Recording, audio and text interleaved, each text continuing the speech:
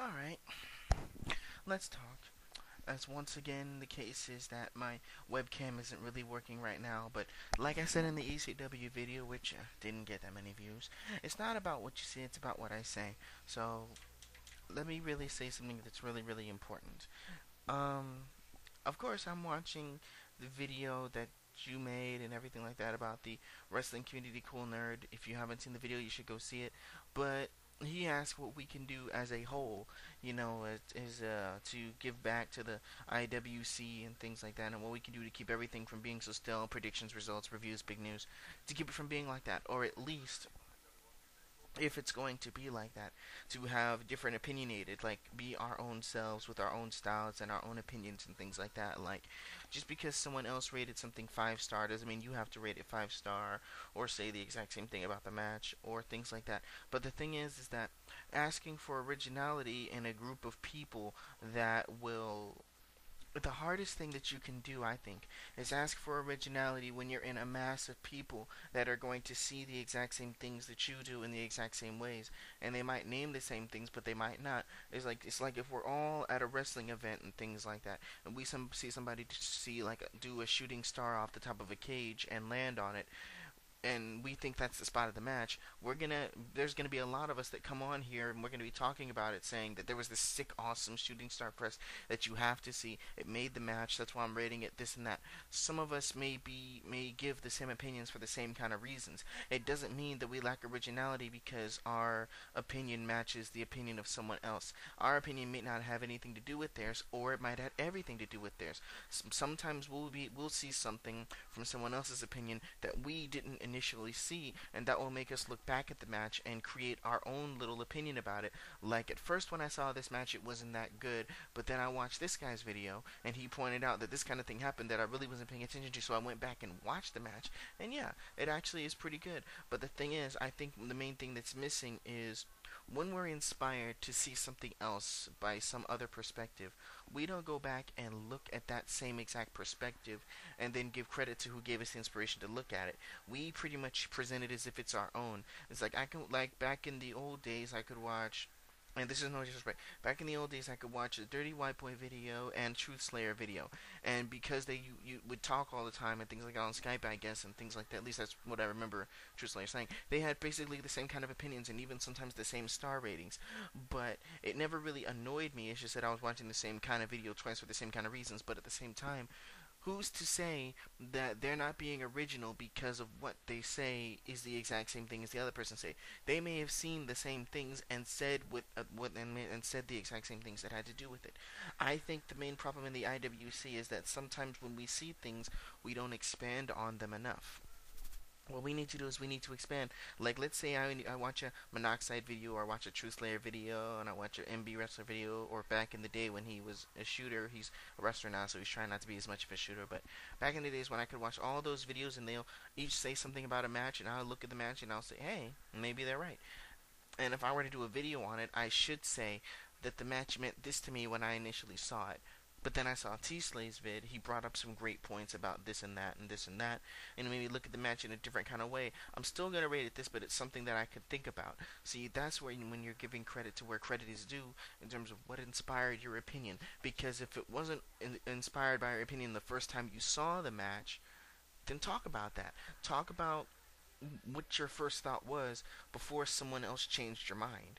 Because that to me is the most important thing. Because in originality, it's one thing to do the same kind of video over and over again. This exact same opinion of someone else's that you did because you saw their video and it made you feel the exact same way about it. But the difference is, rather than watching True Slayer and going, "Hey, this guy had an awesome spot. I give that match a 4 stars out of 5," and then you will make a video and say, "Hey, this guy had an awesome spot. I give this match a 4 out of 5." Instead of going back and saying that, watch True Slayer's video. If he goes, "I saw this match, had a good spot. I gave it a 4 out of 5." You could say, I initially, when I first saw this match, I really wasn't that impressed with it. But then when I watched True Slayer's video, he mentioned a spot that I may have not paid as much attention to because he saw it from a completely different perspective than I did. So when I went back and watched the match, I'm like, wow, that really does tell. a kind of story and things like that, and I can catch it in a different way now. So it might give me a different opinion about it. So I decided to change my rating to this because of what he pointed out that I saw. There's a difference between when you're inspired by what someone else says and when you're blatantly just outright copying. I don't discourage us doing review videos and things like that. I'm not really a quote unquote huge voice, but I will be a voice on the matter. I don't really see anything wrong with us doing our news stories and our reviews and our things like that. But if you're inspired to change your opinion by someone else, give the credit to where it's due on that. And you can feel free to expand upon things. You just don't need to point out the things because more likely than not, we all saw the same match. And if we saw the same match, we're going to have the same opinions about it. It's not us being not original, it's just us not expanding as much as we could. Some people, like I consider True Slayer, even though he says he's not the best, I consider him and Monoxide and all these other people that have been around here, I consider them as people that, they set a bar and things like that. They set a bar in terms of how things, even LV 5454. These kind of people used to set a bar to how to present their videos and how they were shooting and things like that. Like LV's thing was he could find a way to complain about someone that was complaining, and he had a very valid point about that, about how fans love to complain and cry about things that are happening without really understanding the business, and that was his thing. That was what he was known for. Then you had Monoxide, who was good at burying people, and he had a feud with that kid that had some mental problems and things like that, but he also had a semi-rivalry with Bill and Doug.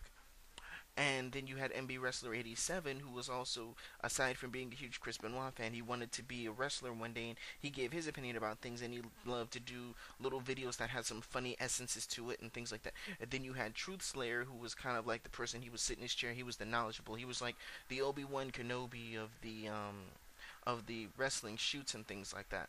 And then you had Moral Virus, who was a guy that was, if he thought something was incredibly stupid, he would say that's incredibly stupid, and that was pretty much what he was there. He was the guy that was like brutally honest. It's like they were all like a group of people with different personalities, with different ways they presented their videos, known for different things. So what I'd love to say to another generation of IWC people is, what will you be known for? When your name is brought up in terms of the IWC names, or even if it's never brought up, what's going to make you stand out above everyone else? What are you going to be known for? Like Monoxide, even though these people, they did the same kind of videos sometimes, they all have done reviews. They all have done wrestling news. They've all talked about the indies. All of them have done the same kind of format that everyone talks about is being unoriginal, but they are known for the different reasons in which they presented it. If you're going to talk about the same things, please present them in a way that's different, that makes you different than the people that are around you. So what I can say is what are you going to be known for? Like when somebody brings up your videos, what are you going to be known for? And if they bring up your videos when it pertains to wrestling, how are they going to describe your style? How are they going to describe you? The best way for you to understand and know how someone is going to describe you is by describing yourself to them through your videos. And that's what you have to do. Even if the content of the video is not going to be original, same pay-per-view review, the presentation in which you give it can be. So even if you lower yourself to a standard of you having to do reviews or do news or do big news or things like that, if you presented it a different way, you'll be known for how you presented it, other than the fact that you talked about the same thing. But if you try to present it in the exact same way that somebody else did, it's just going to be seen as a carbon copy and you won't get that many views. And it's not even about views. It's kind of like KRS-One said, a record deal doesn't make you the greatest. A dope MC is a dope MC. With or without a record deal, all can see. So basically what that means is that if you have an opinion, that's a good opinion. A good opinion is a good opinion, no matter how many people see it, no matter how many subscribers you have. So don't be afraid to get that opinion out there. And most of all, and I'm going to close on this, don't be afraid to be yourself. I'm out.